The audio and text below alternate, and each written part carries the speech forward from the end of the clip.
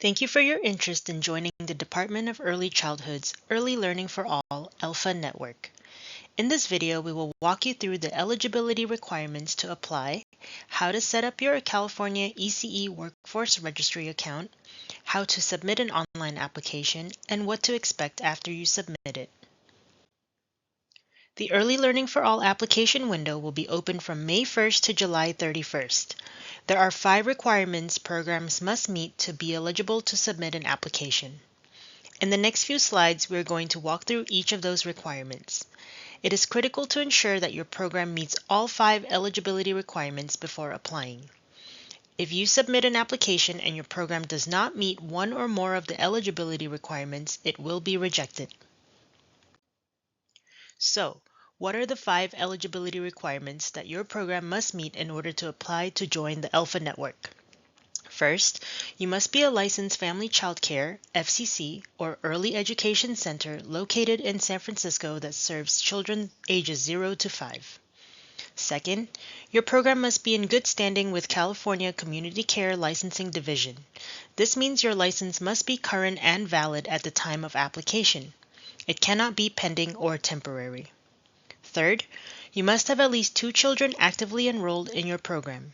These first 3 requirements apply to both centers and FCC programs. The last 2 requirements, ratio and group size, and staff qualifications, will differ depending on the program type. On the next few slides, we'll go over the details of these 2 requirements for centers and FCCs. As mentioned on the previous slide, the 4th eligibility requirement for joining the Alpha Network is to meet our ratio and group sizing requirements. And there are different ratio and group sizing requirements for center-based programs and FCCs. This slide shows the ratio and group size requirements for center-based programs and expansions. Infant classrooms must have a 1:4 ratio and a class size no larger than 8. Toddler classrooms must have a 1:6 ratio and class sizes no larger than 12. And preschool classrooms must have a 1:10 ratio with class sizes no larger than 20. For CCTR and CSPP programs, the group sizes and ratio are as follows. Infant is a 1:3 ratio with a group size of 9. Toddler is a 1:4 ratio with a group size of 12. And preschool is a 1:8 ratio with a group size of 24. If your program is a FCC, your ratio and group sizing will need to follow the California Community Care Licensing Guidelines. Please note the age definitions for infant, toddlers, and preschoolers are slightly different for FCCs than they are for centers. For children ages 0 to 18 months, you must have a 1:4 ratio. For children 18 to 36 months, a 1:6 ratio, and for children 3 to 5 years old, a 1:10 ratio. The 5th eligibility requirements to join the Alpha Network is to meet our teaching qualifications. Similar to our ratio requirements, teaching qualification requirements will vary depending on if your program is a center or an FCC. For center-based programs, there are qualification requirements for all center lead teachers and for the center director. Center lead teachers must have at least 24 units in early childhood education or child development, along with 16 units of general education. Alternatively, they can meet this requirement by holding a California Commission on Teacher Credentialing (CACTC) teacher permit. The center director must have at least an associate's degree with 24 units in early childhood education, including 6 units in management or administration and 2 units in supervision. Another way to meet this requirement is by holding a CACTC site supervisor permit. Please note that starting fiscal year 2026 to 2027, all academic units must come from a California Teacher Credentialing approved institution. Now let's take a look at the staffing qualifications for FCC. To meet the requirements, educators must complete 12 units in early childhood education. This includes 9 core units covering the following essential courses: Child Growth and Development, Introduction to Early Childhood Curriculum, and Child, Family, and Community. In addition, educators need 3 elective units in early childhood education, which will help support their role in providing instruction and supervision to children. Again, starting in fiscal year 2026 to 2027, all academic units must come from a California teacher credentialing approved institution. If your program meets all 5 eligibility requirements, your next step is to set up a California ECE Workforce Registry account and upload documentations verifying your program meets the minimum teacher qualifications. The California ECE Workforce Registry is a statewide database designed to track and promote the education, training, and experience of the early care and education workforce. In San Francisco, we also use it to verify education and employment for the workforce compensation programs that educators working in early learning for all sites benefit from.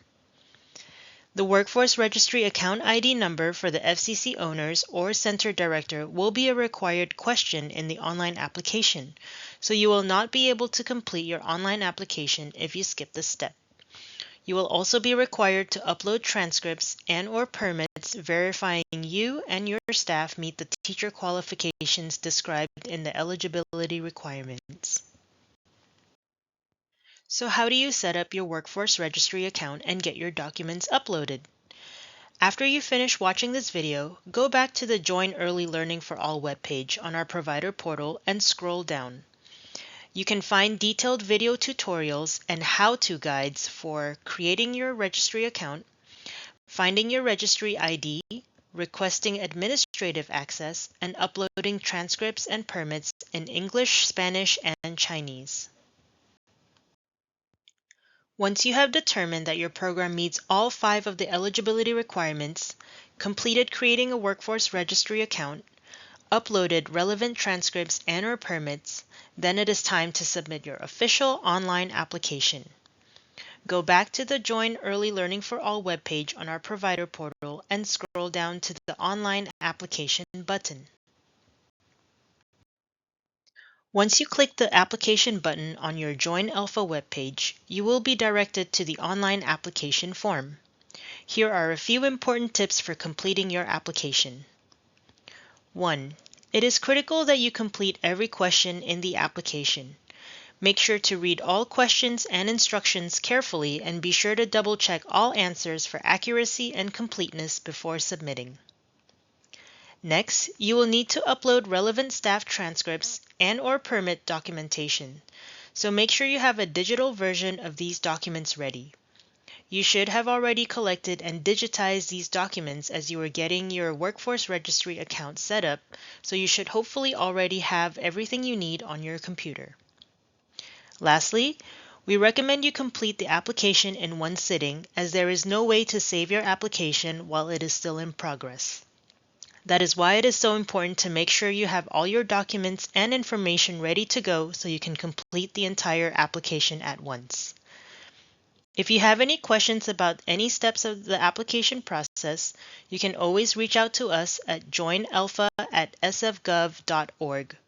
Staff are available to respond in English, Spanish, and Chinese. So you've clicked Submit on your application. What's next?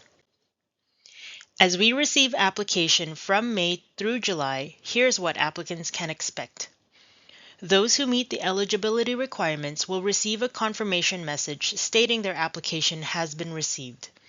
If any eligibility requirements are not met or the application is incomplete, we will send a follow-up email letting applicants know what they are missing.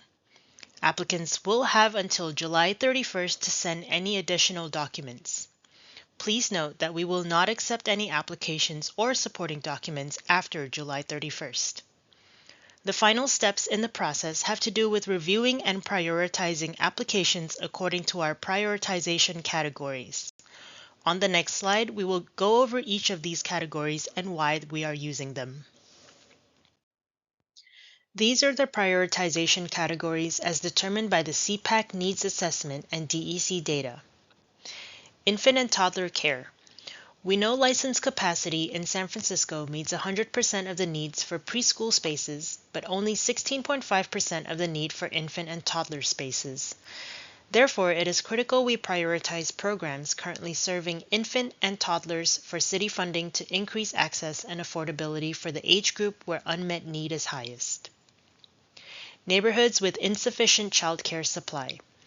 While citywide license capacity meets the needs for preschool spaces, we know based on CPAC needs assessment and DEC data that there are some neighborhoods with much larger child populations and not enough capacity within those neighborhoods to meet needs. Programs operating in these neighborhoods will be prioritized. CalWORKs. Programs outside of the Early Learning for All network currently serving families with CalWORKs vouchers receive a lower reimbursement rate per child from the state than they would if they were in the network. In order to create an equitable system, it is important that these programs, which are already serving low-income DEC target population families, can benefit from the Early Learning for All reimbursement rate, compensation, and quality supports. Experience addressing the needs of Black, Latino, Indigenous, and/or Pacific Islander communities. DEC's strategic plan focuses on increasing cultural responsiveness across all early childhood programs and services. We focus specifically on meeting the needs of those populations that face the largest barriers in access to culturally responsive resources and entering kindergarten prepared to succeed. These populations, as identified through our extensive strategic planning process, are Black, Latino, Indigenous, and/or Pacific Islander communities. IFSP and IEPs. Children with special needs also face some of the biggest barriers in access to responsive resources and inclusive programming.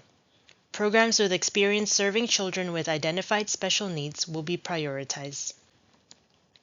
Expansions. Agencies that are already part of the Alpha network but want to expand by opening a new site will be prioritized, but only if they meet one or more of the other priorities listed above. Now that you know a little bit more about the prioritization categories, let's take a look at the next steps in the process. In August, the DEC team will review all completed applications that we received during the open application period. All applications will be ranked based on the prioritization categories that we just described. The top 20 ranked applicants will be invited to attend an orientation meeting where we will discuss the next big step in the process, which is validation. The validation process involves a series of site visits and evaluations to assess whether programs meet the Early Learning for All core quality standards.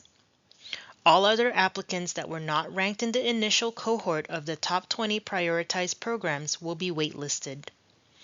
If the initial cohort completes validation by December 1st, then we will be moving to orienting and validating the next cohort down the list. Any programs not invited to an orientation by February 2026 will be asked to update their application for the May to July 2026 application process. We know there are a lot of steps and requirements in this process, and we truly appreciate you taking the time to learn more about what is involved.